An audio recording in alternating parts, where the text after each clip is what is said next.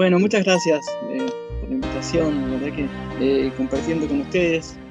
eh, Cari siempre me contaba del trabajo de ustedes y bueno, eh, me, me- la verdad me siento muy halagado de que me hayan invitado y que tengan interés en escuchar lo que tengo para compartir.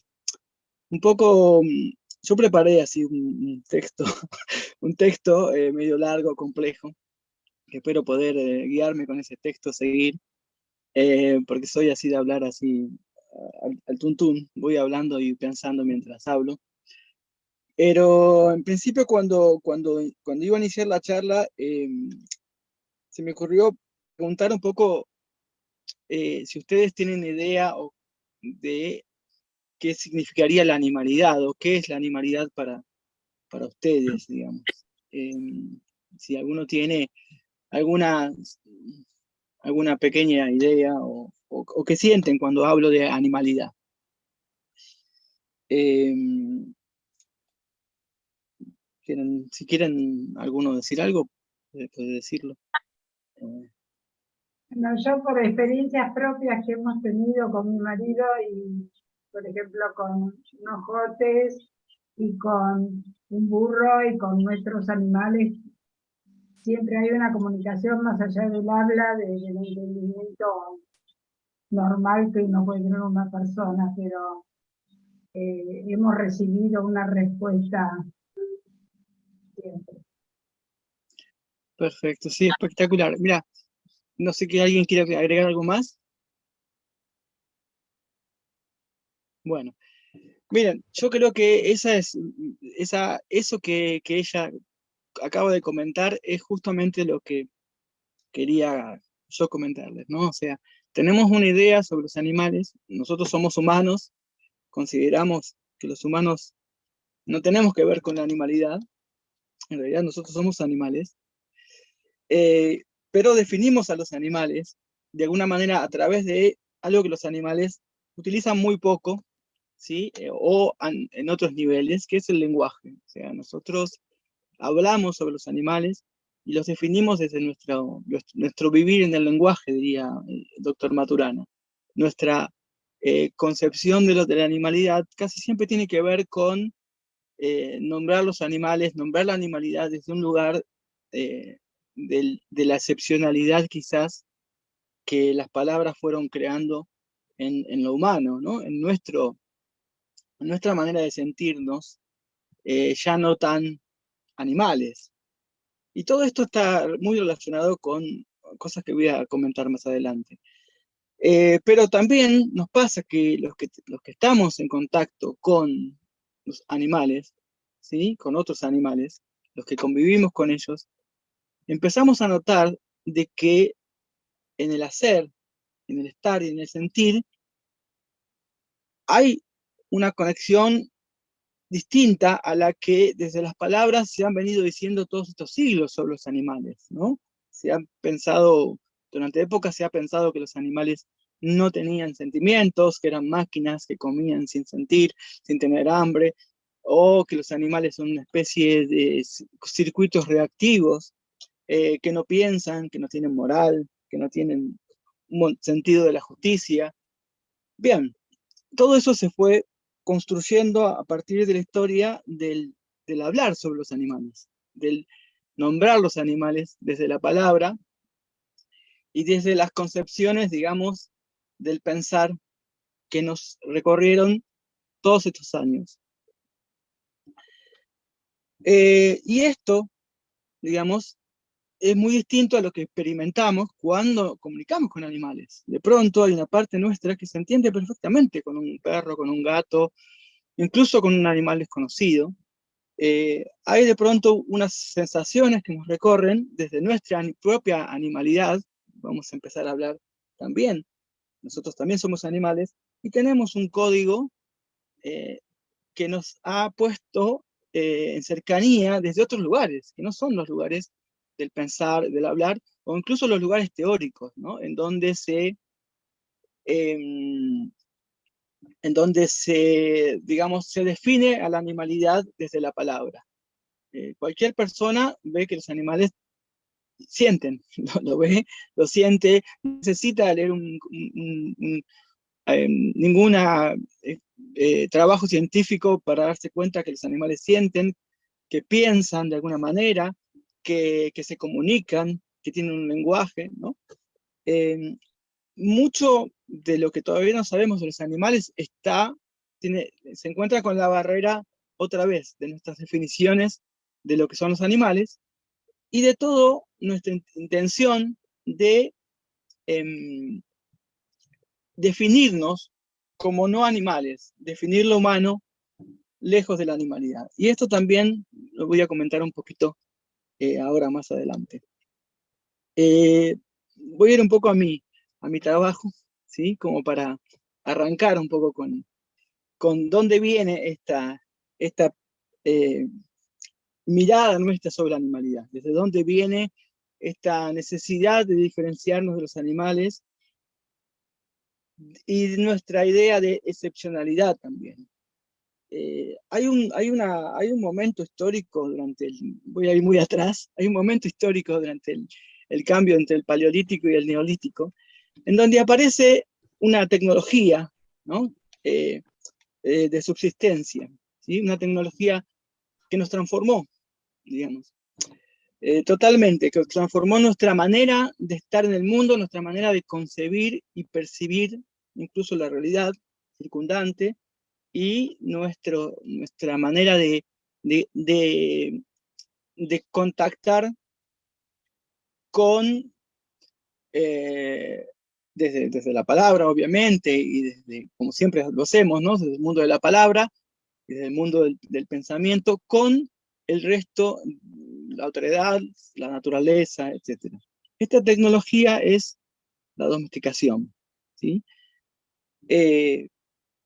La domesticación generó un cambio de paradigma importantísimo en nuestra cultura, o sea, en la humanidad. La domesticación produce una manera distinta de habitar el planeta y los territorios.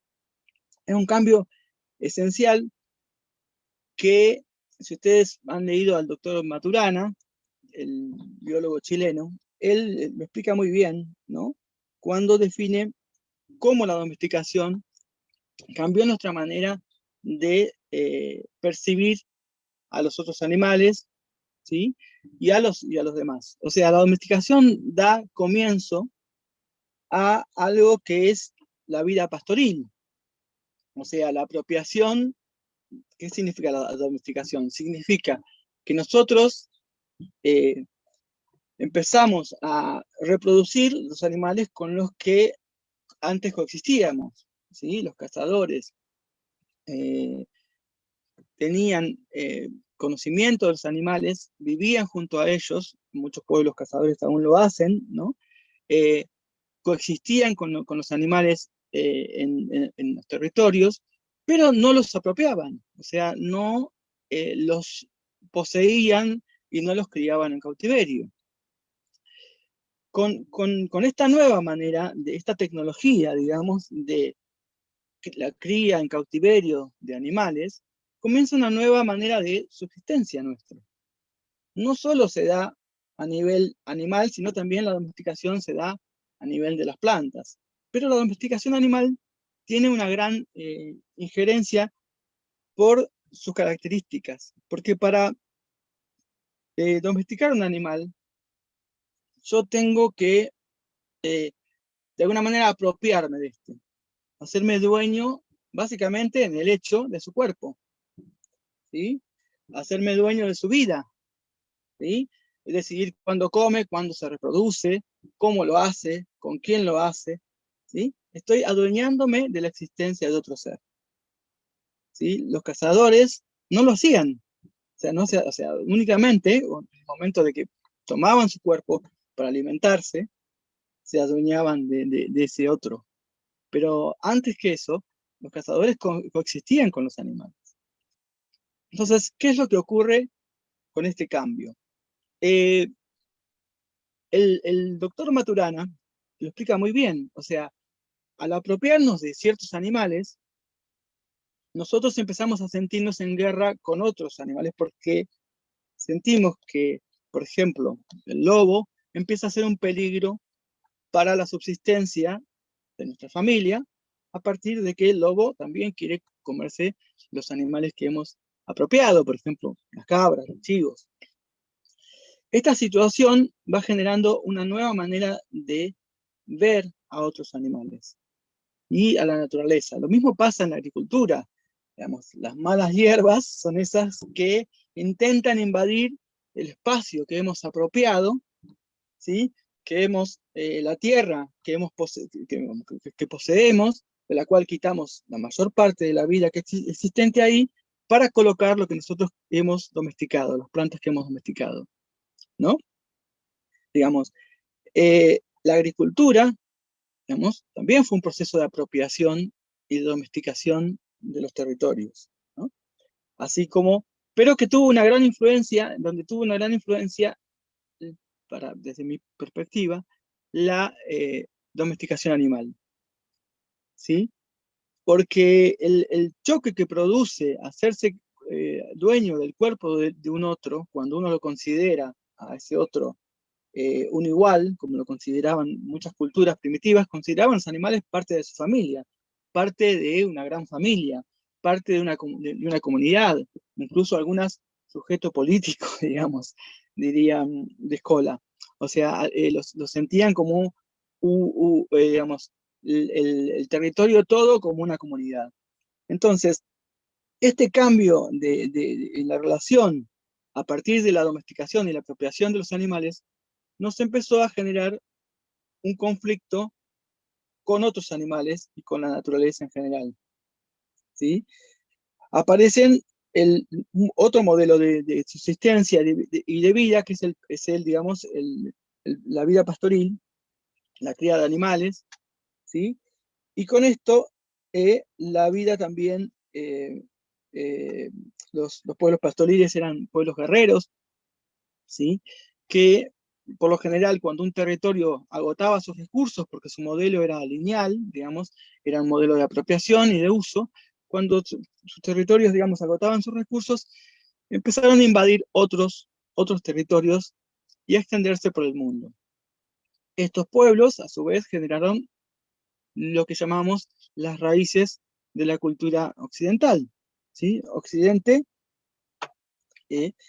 toda la historia de Occidente es la historia de la expansión de este modelo cultural, ¿sí? Un modelo que se adueñó en principio o conjuntamente de animales, de territorios, y generó de a poco también o cambió la percepción, digamos, que los pueblos, incluso los pueblos agricultores, tenían respecto de su modelo también de subsistencia, ¿sí? Entonces, esperen que no me quiero perder acá. Entonces, ¿por qué comienzo tan atrás? Bueno, un poco porque quería, digamos, describir, digamos, el momento, o sea, el momento en el que nosotros vivimos, ¿sí? Es este momento que lo vemos hoy, ¿no? O sea, el resultado está a la vista. Nos volvimos dueños de la tierra, ¿sí? Y el ser humano solo compite con otros humanos en la posesión y la administración de los territorios, ¿no? O sea, la civilización, lo que llamamos civilización, ha alcanzado todos los confines del planeta, ¿sí? Digamos, y nada, todavía, nada puede detener su avance. Entonces, ¿qué ocurre? En ese momento en que aparece toda esta nueva tecnología de apropiación de la animalidad, digamos, de agricultura, que se transforma de a poco, no solo en la coexistencia con la tierra, o sea, sabemos que, por ejemplo, culturas del Amazonas tienen domesticación de las plantas, o sabemos que había culturas en Norteamérica y en Sudamérica en donde conocíamos ciertas plantas y estábamos continuamente cosechando, recolectando lo que cada estación y lo que cada territorio nos proporcionaba, ¿no? O sea, incluso ayudando un poco o propiciando Pero la agricultura, digamos, ya es otra actitud frente a la naturaleza, ¿no? Está un poco más patriarcal o más, digamos, más guerrera frente a la naturaleza. Es llegar a un territorio, a una tierra, quitar todo lo que hay allí, ¿no?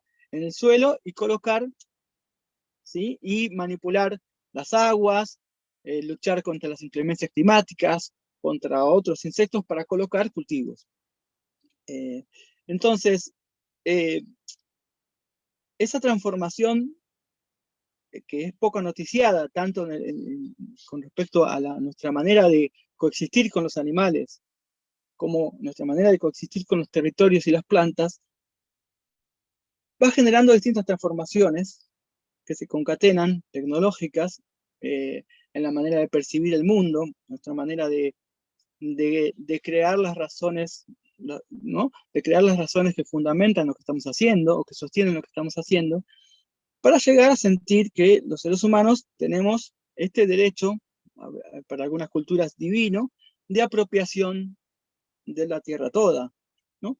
Porque luego, probado científicamente, los humanos teníamos alma, o los animales no tienen conciencia, o porque somos, ¿no?, una especie superior, que tiene, digamos, un legado, o cualquier tipo de excepcionalidad que fuimos creando y generando a través del respaldo de las ideologías y los epistemes que fueron naciendo en ese modo de vivir, en ese modo de relacionarnos con la tierra y con los otros seres. O sea, el lobo que antes era, por ejemplo, el tótem, el que nos enseñó a cazar, el que enseñó el símbolo de fuerza para muchos grupos, o de comunidad, o de alianzas para muchos grupos, de pronto se convirtió en el enemigo porque comía las cabras que me iban a dar de comer.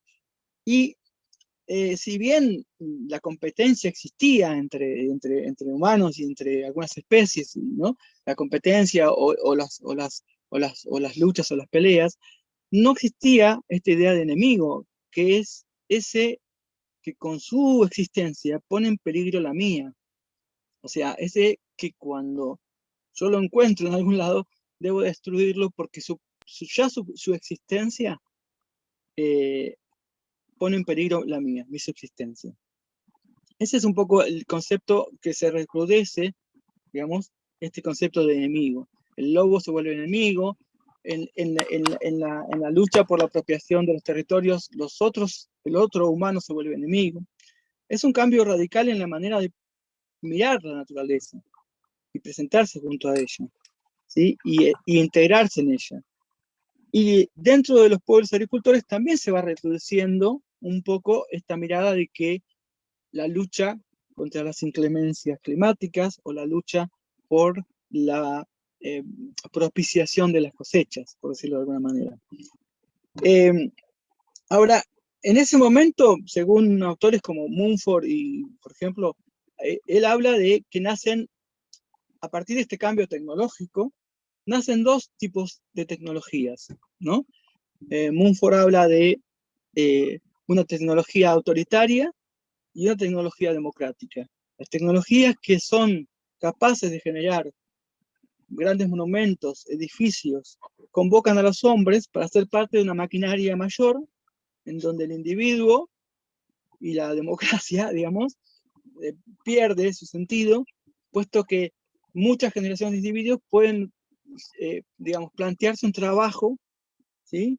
que a mayor escala, ¿no? O sea, o la tecnología que creó las pirámides o los ejércitos, como bien dice Mumford en sus ejemplos, no son las mismas tecnologías o las mismas, sí, o la mismo tipo de asociación que nos une para una eventual técnica de caza, un grupo familiar que sale a cazar y inventa una manera de atrapar animales, sea llevándolos a un despeñadero o rodeándolos, etc. Entonces, digamos, estas asociaciones eran mucho más, o quien se junta para quien se junta, se me está calentando el teléfono, quien se junta para no, digamos, para cosechar o levantar una cosecha o preparar un cierto territorio para ser plantado, o quien se junta a compartir la carne de un animal demasiado grande, como hacen los musulmanes, un elefante, ¿sí? Para repartirse la carne para que esa carne no sea desperdiciada. Son asociaciones momentáneas y donde el individuo no desaparece frente a la intención del proyecto al que se suma, ¿sí? Un poco también a eso lo relaciona Lewis Mumford con el tema de las técnicas autoritarias y las técnicas democráticas, que terminan las técnicas autoritarias dando la posibilidad de la emergencia de lo que él llama la megamáquina, ¿no? Esta maquinaria que se alimenta, digamos, de sostener, digamos, un sistema de poder. Bien, ¿qué tiene que ver todo esto? Bueno, nuestro modo de vivir en el mundo, la civilización va avanzando, ¿sí? Hasta llegar al punto en lo que Derrida llama, digamos, el carnofalo-logocentrismo, o sea, digamos, el clímax de lo que hoy vemos, o sea, ¿no? Digamos, un mundo, digamos, liderado por una economía que es agresiva con el planeta, digamos, por una continua lucha por poderes, etc. A lo que quiero ir es que eh, intento hacer un desarrollo, digamos, del proceso civilizatorio como un proceso que aceptamos en la naturalidad de una excepcionalidad humana, de un control de los territorios, de una coexistencia con la tierra y con otras especies que dejó de ser una coexistencia para ser un dominio y una apropiación, una lucha, una guerra, un modo de estar continuamente empuja o en competencia con los otros y con la naturaleza. El desarrollo de las civilizaciones que al final terminaron imponiéndose en el mundo, ¿no? A partir, otra vez, de las guerras, a partir de las invasiones. Ustedes ven la historia de Europa, o la historia mismo de América, o la historia de Asia. Son distintos grupos que van, ¿no? Conquistando e invadiendo. Esto no siempre fue así, ¿no? Esto es a partir de básicamente de este periodo y de este momento que les digo, de ese cambio de tecnología, que genera un cambio de manera de estar en el mundo y de percibirse en muchas partes de lo humano. Ahora, todo esto que llega a su clímax en el siglo pasado, digamos, o en los siglos pasados, también genera un movimiento contrario. Según Raine Esler, la autora del Cáliz y la Espada, ¿sí? Digamos, hay oscilaciones, ¿no? Inclusive dentro de lo que es, que llamamos el patriarcado, digamos, o dentro de lo que es, digamos, esta ontología civilizatoria, en donde todo es guerra, digamos, qué sé yo, en la época de Hammurabi, digamos. Este modelo de competencia continua y de la lucha por el más fuerte, de la posesión, ¿no? Donde finalmente los animales son reducidos a posesiones, las mujeres y sus crías son reducidos a posesiones, los pueblos invadidos son reducidos a posesiones y esclavos, etcétera, etcétera, empieza a necesitar como un poco de ordenamiento para que no sean sálvese quien pueda, y empiezan las primeras ideas de ordenamiento, ¿no? Las leyes del Talión, las leyes de Moisés, el código de Hammurabi, o sea, movimientos que intentan pautar un poco ese modelo de continua competencia y lucha, porque si, ¿no? Siempre es digamos, la lucha por el más fuerte, digamos, tampoco es posible que las sociedades y las culturas hubieran progresado, digamos, de alguna manera, hubieran avanzado, ¿no? Salvo que se dio también el aplastamiento de otras sociedades, pero se hubieran autocolapsado, como de alguna manera quizás estemos en este momento llegando al final, que muchas llegaron, civilizaciones que fueron colapsando a lo largo de la historia.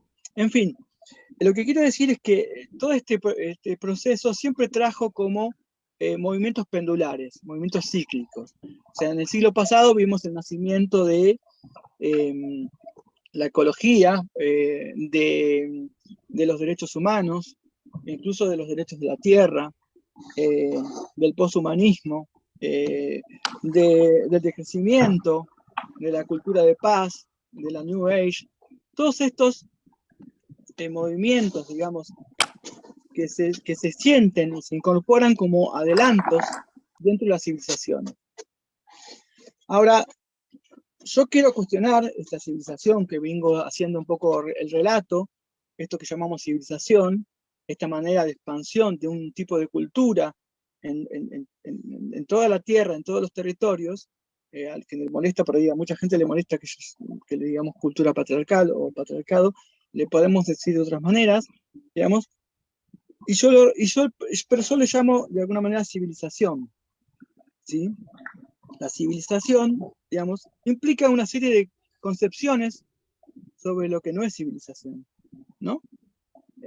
Yo voy a ir un poquito más adelante con eso, Pero el mundo civilizado, digamos, se impuso en el resto de los territorios del planeta sobre el resto de las especies y otras expresiones de la humanidad y otras expresiones de lo cultural, de los modelos de vivir distintos, que eran llamados no civilizados, ¿no? También. Bien, entonces, yo les hablaba de todo este movimiento de guerras, ¿no? Del siglo pasado, la tiranía, el fascismo, el desarrollismo, ¿no? El postindustrialismo, el extractivismo, ¿sí? La transmutación del capitalismo continua, dieron origen a movimientos antagónicos, a la aparición de nuevos epistemes y movimientos alternativos, ¿no? Como los derechos humanos, como les decía, el ecologismo, los derechos de la tierra. Bueno, todas estas expresiones son transformaciones e intentos de restablecer un cierto equilibrio perdido, ¿no? Incluso dentro de la tecnología de transformación que comenzó en el Neolítico, incluso en este proceso continuo de olas de recrudecimiento de esta manera de estar en el mundo, apropiando, sometiendo, dominando, controlando, que es la cultura domesticadora, ¿no? La cultura esclavista que nos engendró, digamos. Bien, ahora, estos movimientos son considerados adelantos, ¿no? En la civilización, porque intentan como equilibrar un poco. Pero yo no considero llamarlos adelantos porque son movimientos divergentes, o sea, opuestos, cuando no antagónicos, ¿sí? La mayoría de las veces al movimiento civilizatorio. ¿Sí? Quiero que entiendan a qué llamo yo movimiento civilizatorio, ya lo he definido bastante, pero creo que si les queda alguna duda, después lo podemos revisar. Entonces, yo no considero que esos movimientos en donde, digamos, se trata de darle, por ejemplo, a la naturaleza, se trata de considerar los derechos de la tierra, ¿no? O sea, se trata de darle un derecho a la naturaleza, o se lo empieza a considerar como una entidad a considerar, sea un movimiento, un adelanto o parte de un movimiento que tiene una filosofía de posesión y extractivista, por decirlo de alguna manera, ¿no? O sea, alguien en la carta del indio Seattle decía, el hombre blanco es un extraño que llega a la tierra y arrebata lo que necesita durante la noche, ¿no? O sea, esa manera en que nos veían otros pueblos y veían a la civilización occidental, es una manera antagónica, ¿no? A pensar en el derecho de la tierra, ¿no? O sea, o que la tierra es una entidad que hay que respetar. Son movimientos, digamos, que no son civilizatorios, ¿sí? En el sentido que estoy usando la palabra en este momento. Dentro de esto yo no mencioné lo que es la cultura de paz. Me gustaría hablar un poquito sobre eso. Básicamente, para mí, revisarlo es una manera de empezar a pensar un poco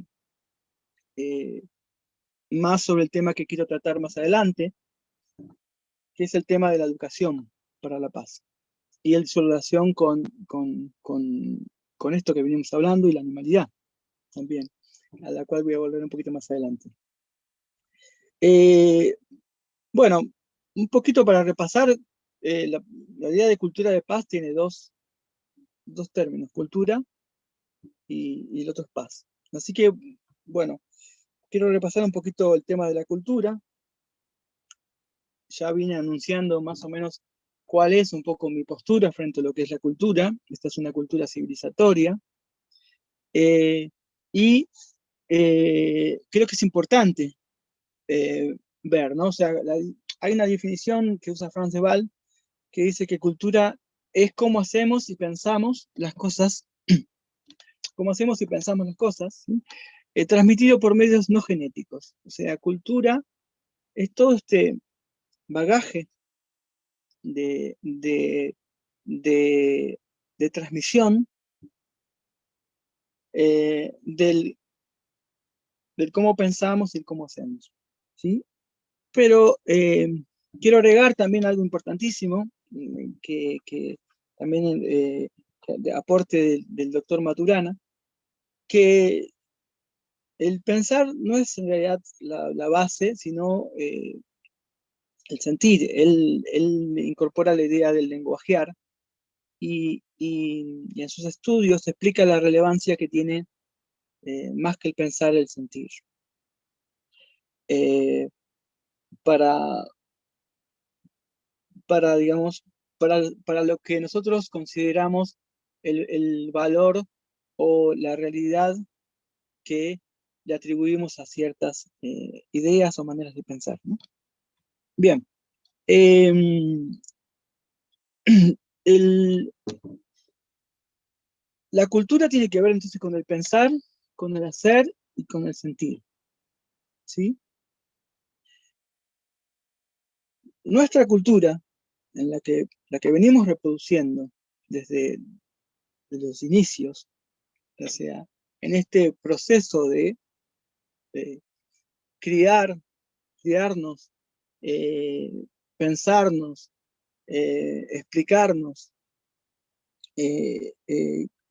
digamos, atravesados por ese sentimiento respecto a la naturaleza, respecto a la excepcionalidad humana, respecto de, de, de los derechos que tenemos, digamos. Ha sido una sucesión, digamos, de transmisión cultural de lo mismo, ¿no?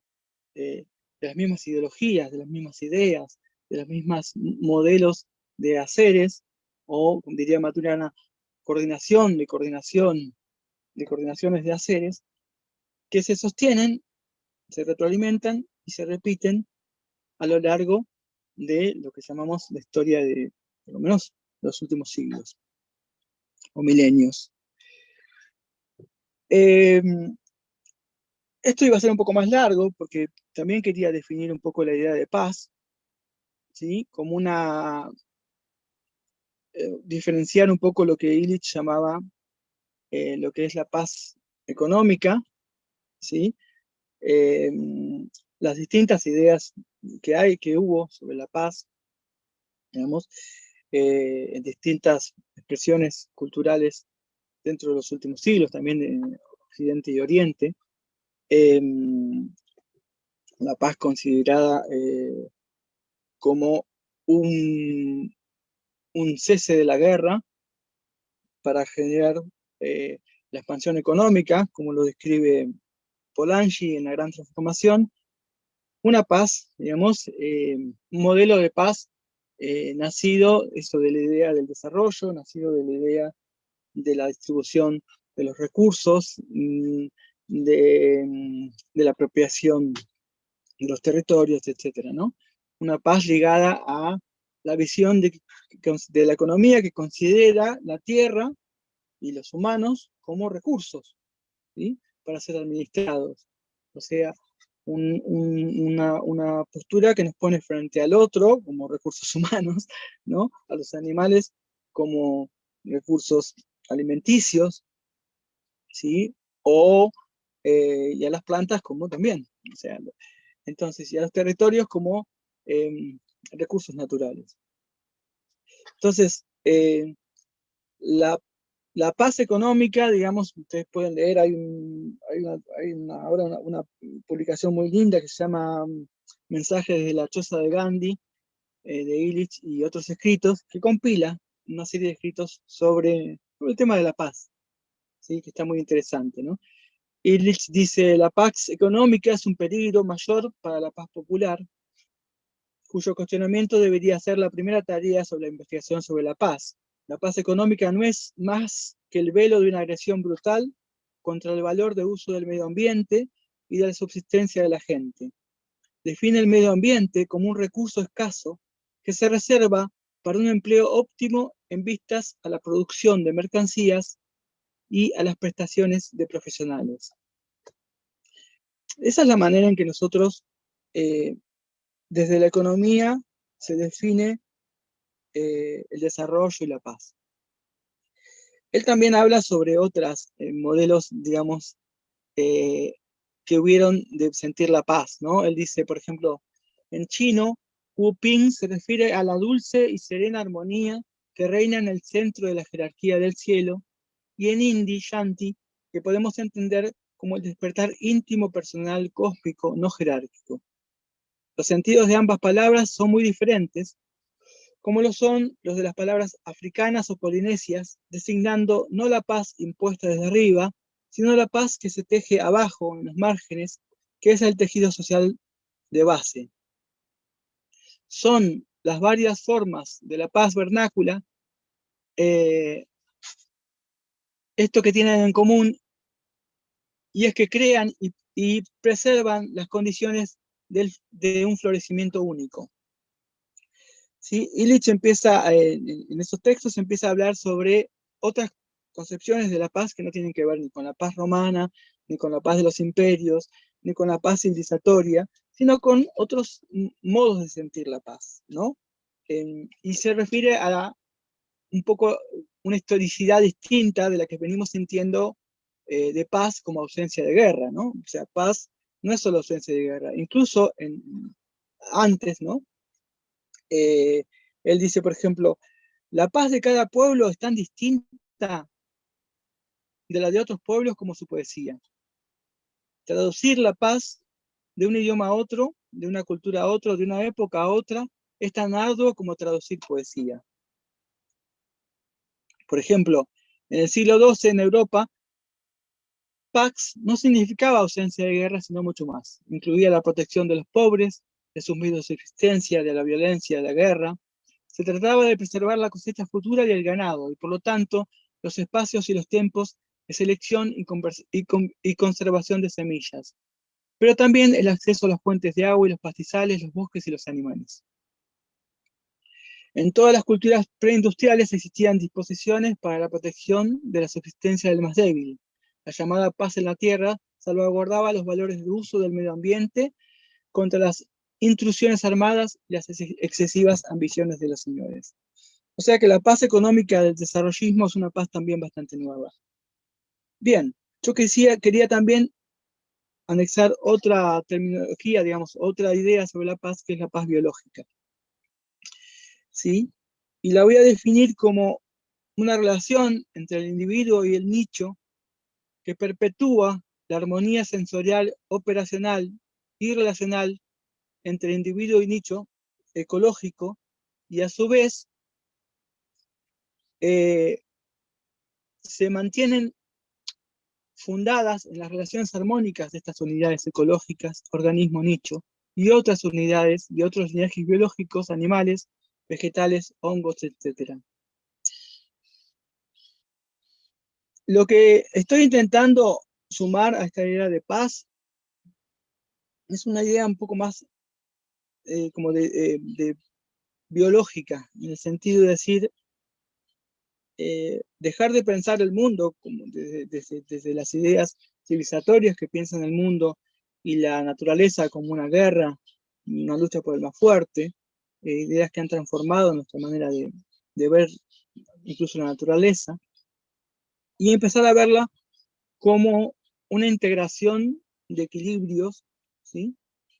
Continuamente en movimiento, en donde existen no solo en algunos momentos algún conflicto o competencia, sino también existen también una serie de relaciones eh, de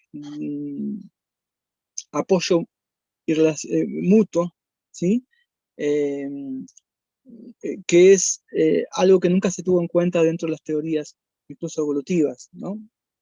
Esta idea de la continua, digamos, eh, eh, comunicación entre los seres vivos, entre los vegetales, cómo el bosque funciona como un solo organismo, cómo se comunica, cómo los árboles se ayudan, cómo los distintos, cómo el hongo y el musgo se forman cómo se forma el liquen, cómo el liquen puebla distintos ambientes, cómo ciertas plantas repueblan ciertos ambientes para que otras plantas aparezcan y la vida se multiplique en espacios donde no existía. O sea, todo lo que es la asociación, ¿sí? Eh, fue siempre desconsiderado porque nuestra visión estaba basada en esta idea civilizatoria de la imposición y de la guerra. Bien, quería entonces, con esta idea de, cuando hablamos de cultura de paz, ¿de qué hablamos?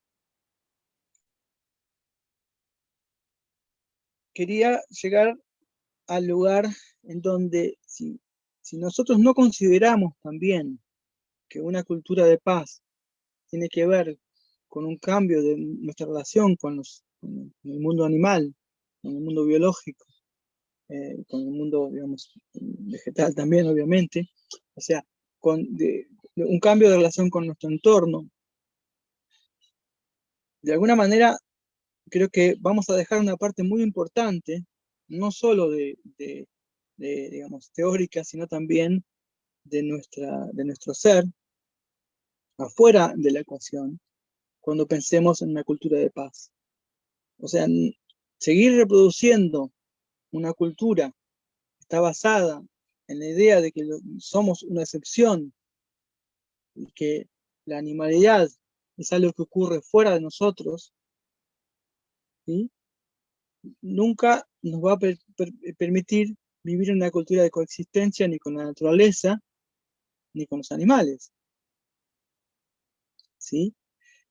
Ahora, eh, los modelos de transmisiones que existen para la cultura, uno de los modelos, una de las maneras de transmitir la cultura, en este momento, el que ha desplazado básicamente a la crianza, que ha sido el modelo más natural, ¿no?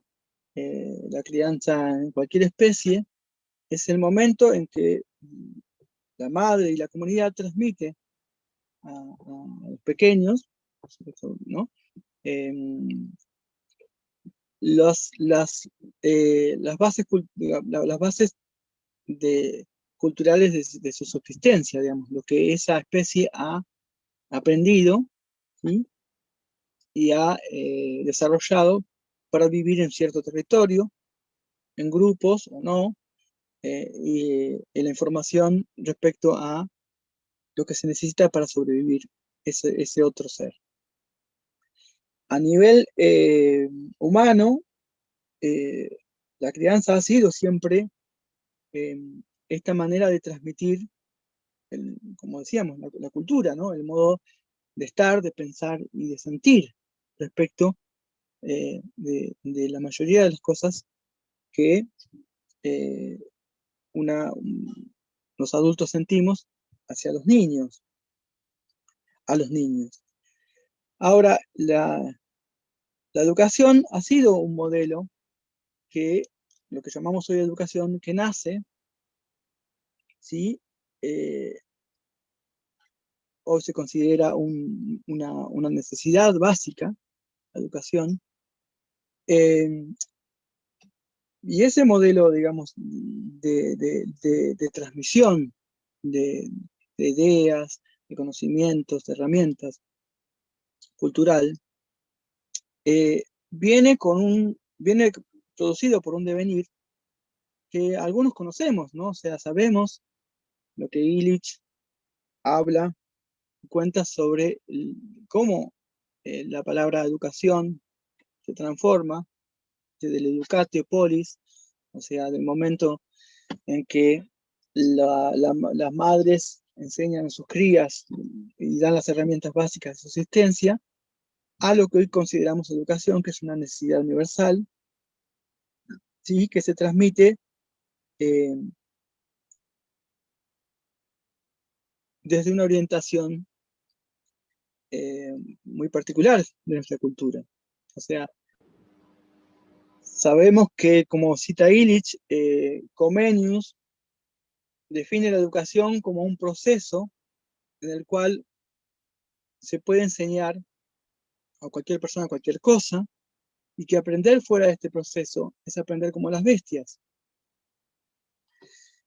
Entonces, el nacimiento de la educación marca un distanciamiento de la bestialidad relacionada con la animalidad, relacionada con la naturaleza, relacionada con un montón de cosas que la cultura civilizatoria concebía sobre el mundo natural y el mundo biológico. La cultura civilizatoria, tanto en Oriente como Occidente, ha sentido siempre el cuerpo, la animalidad y lo biológico, ¿sí? Como algo relacionado a lo bestial, a la animalidad, a lo bajo, ¿no? El espíritu por encima del cuerpo y de la materia, el logocentrismo, digamos, ¿no? Del que habla Derrida en Occidente. También, ¿sí? La razón sobre la barbarie. O sea, todo lo que ha sido para nosotros dentro de la transmisión cultural ha sido una sucesión de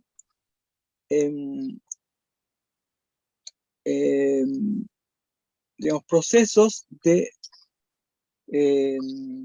educativos que intentan desanimalizar a nuestros críos. Perdón, David. ¿Por qué? ¿Sí? Perdón, como se nos está acabando el tiempo, nos gustaría, Sí. quizás, pero sobre todo tu experiencia que nos cuentes con los animales. ¿Puede ser? Bien. Sí, sí, claro. Termino acá esta idea y ya les paso la experiencia. Digamos, nosotros estamos hablando entonces de cuando hablamos de educación, hablamos de un proceso de desanimalización del humano. Y en este proceso de desanimalización perdemos las herramientas, los canales de conexión, la emoción respecto a la animalidad que poseemos. Y perdemos entonces la capacidad de vincularnos a través de nuestra propia animalidad con todas las otras formas que nos acompañan.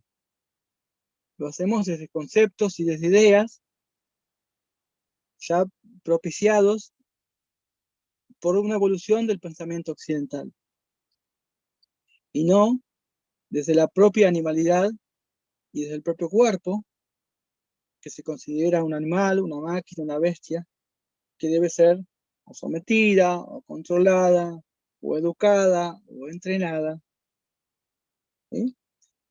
Y que termina al final reproduciendo el mismo sistema de guerra contra el cuerpo, de guerra contra la animalidad, de guerra contra la barbarie. ¿Ok? Entonces, preguntaban de mi relación. Mi relación con los animales, al empezar a vincularme con los caballos y tener que educarlos, y en el mismo momento yo también tener que estar junto a los niños y educarlos, empiezo a ver que del otro lado hay un otro, con un bagaje cultural, con un bagaje emocional, con una subjetividad, que me plantea una disyuntiva, porque ¿cómo me acerco yo al otro? ¿Desde la aceptación, desde el reconocimiento, o desde yo me acerco desde el lugar donde yo quiero enseñarte a convivir con los humanos,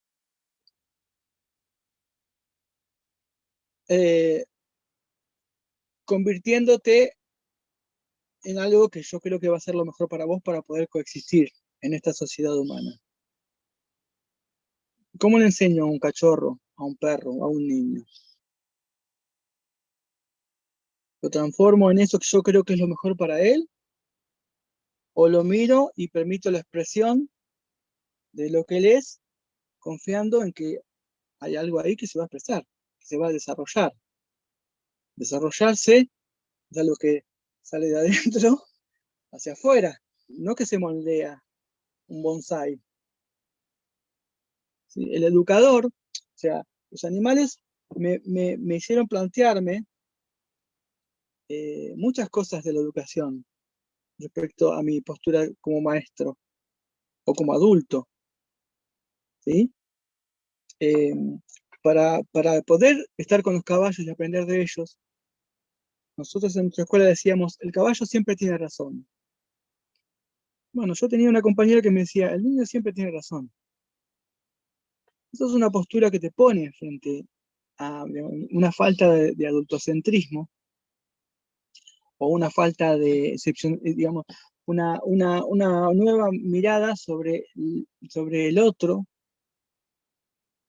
que te coloca en una situación no de esta verdad absoluta de que yo sé lo que es bueno para vos y yo te voy a decir lo que es bueno para vos, sino de la posibilidad de emergencia de la otra edad, del otro animal, del otro perro, del otro niño. ¿Cómo aparece en los animales enseguida esta necesidad de desanimalizarlos? No queremos que el perro sea perro, no queremos que el caballo sea caballo, no lo podemos permitir, nos molesta la animalidad porque nos incomoda, porque la relacionamos con la bestialidad también, con la falta de justicia o de sentido o de entendimiento. Pero los perros y los caballos, muchos mamíferos que conviven con nosotros, entienden perfectamente sobre lo que está bien o lo que está mal, en el sentido de el sentido de la equidad y la justicia. Hay un montón de pruebas y un montón de experimentos, ¿sí? Las bases de la moral no están solamente en la humanidad, están en un montón de otros animales, pájaros, perros, primates. Entonces, cuando la excepcionalidad humana se empieza a caer, cuando yo me vi confrontado, digamos, no solo en la convivencia, o sea, cuando yo le di espacio a lo que ustedes sienten en la convivencia con los animales, y lo empecé a tomar en serio, y empecé a ver desde ese camino, y a reevaluar, digamos, las ideas y los epistemes, digamos, respecto a la animalidad que hay desde otros caminos, desde mi propia experiencia, o desde estudios alternativos que empezaron a aparecer, a aparecer fuentes en donde yo podía verificar lo que estaba experimentando, que había un otro ahí, y que ese otro no era, digamos, ese otro era la posibilidad de conocer un otro universo, si yo actuaba desde el respeto y desde el acompañamiento, y a partir de ese proceso cualquier intento de control o de transformación del otro en lo que yo quería, se notaba como un intento de imposición, ¿sí? De algo que el otro, o sea, era porque yo quería, y no es que el otro no fuera a aprender a coexistir conmigo, no es que los animales no puedan aprender a coexistir con ustedes, que los niños no puedan ser, y tengan que ser educados para ser seres sociales. Somos seres sociales por biología, descendemos de primates sociales. De estar la aprobación social y el afecto y la necesidad de contacto es la base de nuestra biología, como niños, como es la base de la biología de los perros. No necesitan educar a un perro. El perro se educa solo en la convivencia, en la coexistencia. Y no necesita de ser desanimalizado.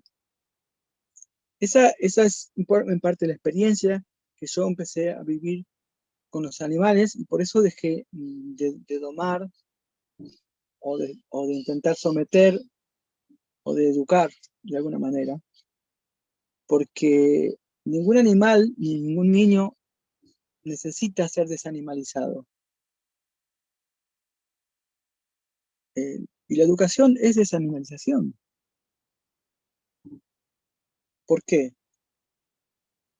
Porque pensamos y transmitimos un montón de ideologías detrás de cada gesto educador. Pensamos que el otro, si no se educa, no va a hacer esto, no va a hacer lo otro, no va a hacer aquello otro, que nosotros pensamos que es lo mejor para el otro. Pero no creemos en que en el otro están las bases, ¿sí?, del sentido de la justicia, de la moral, porque obviamente relacionamos eso con algo que es enseñado o que es transmitido de manera cultural. Pero en realidad no, es parte de nuestra biología. Y es parte de la biología de muchos animales. Entonces, cuando uno puede correrse de ahí, o sea, cuando yo pude correrme del lugar en donde dejé de ver el caballo como un idiota o como alguien que hay que enseñarle a cómo estar o cómo relacionarse, porque si no, no lo va a hacer de manera apropiada. El caballo es un ser social, ¿sí? Y entiende perfectamente lo que está bien, lo que está mal, lo que es permitido, lo que no. Y si lo hace, además, digamos, los caballos me mostraron que muchas cosas que yo hacía eran dañinas para ellos, pero cuando yo les di el espacio para decirlo, para mostrarlo, mientras estaba imponiéndome a ellos, mientras estaba transformándolos en seres obedientes, en seres sumisos, ¿sí?, lo único que generaba era silencio, no había diálogo, ¿sí? El diálogo comenzó cuando yo empecé a escuchar y empecé a considerar al otro como un otro, con el derecho a expresarse y a respetar esa otra subjetividad. Y ahí los caballos y los animales empezaron a manifestarse de maneras absolutamente impensadas y desconocidas para mí. Y eso me hizo replantear que las cosas que yo consideraba, porque yo decía, bueno, pero el caballo está bien, porque yo el caballo no sé. Entonces el caballo siempre tiene razón, es una manera de mostrarme qué es lo que el caballo necesita, o darle un espacio al caballo para que me enseñe quién es él, cómo es él, ¿sí? Cosas de su especie. Pero con los niños no, los niños son niños, yo soy de la misma especie, yo fui niño, entonces yo sé lo que los niños necesitan. Y esto es una barbaridad, es una ignorancia absoluta de la niñez. Pensar que uno sabe lo que los niños necesitan. Es desconocer a la niñez. Porque nosotros somos niños domesticados. Entonces, hemos olvidado gran parte de lo que ser niño es. Y no confiamos en la niñez porque creemos que si no educamos a un niño va a ser un animalito. Un animalito, cuidado. Y eso es feo, eso es malo. El animalito no tiene cultura, no sabe lo que es, no tiene moral. Es una bestiecita. ¿Se dan cuenta cómo esta idea nos viene carcomiendo las bases de la transmisión cultural? Y perdemos toda nuestra conexión con el mundo biológico, ¿sí? Y continuamente estamos invitando al niño a desconectarse de ese mundo biológico. Ahora hay movimientos, ¿no? De inteligencia emocional, de inteligencia espacial, hay otros movimientos, sentir, bueno, escucharse, hay movimientos que están intentando recuperar. Pero este miedo por lo biológico, por el cuerpo, por las pulsiones, por las emociones de una sociedad, digamos, carno-falo-logocentrista, es transmitido generacionalmente con la educación. Una educación que fue impuesta a un montón de pueblos que tenían su animalidad mucho más vigente y mucho más despierta que la nuestra. Los salvajes. Los salvajes. ¿Cuál era nuestra idea del salvajismo? O sea, nuestra educación trae una guerra contra el mundo biológico, contra la animalidad. ¿Sí? Ese es uno de los temas más interesantes. Por favor, gracias. Cuando quieran. Gracias, David. Gracias, David. Muchísimas gracias, David. Muy inspirador. Por temor a la animalidad. No permitimos la expresión, no acompañamos a un perro en todo su proceso de entendimiento y comprensión de lo que es vivir con los humanos. No lo hacemos. Queremos modificar su conducta, queremos imponerle una manera, queremos, digamos, transformar el perro en algo que el perro no es. O ni sabemos qué es. Lo mismo hacemos con un niño. Pues entonces, salgamos acá. Un beso. Cuando quieran. Gracias, David. Gracias, David. Muchísimas gracias, David. Muy inspirador. Muy interesante tu mirada, David. Muchísimas gracias.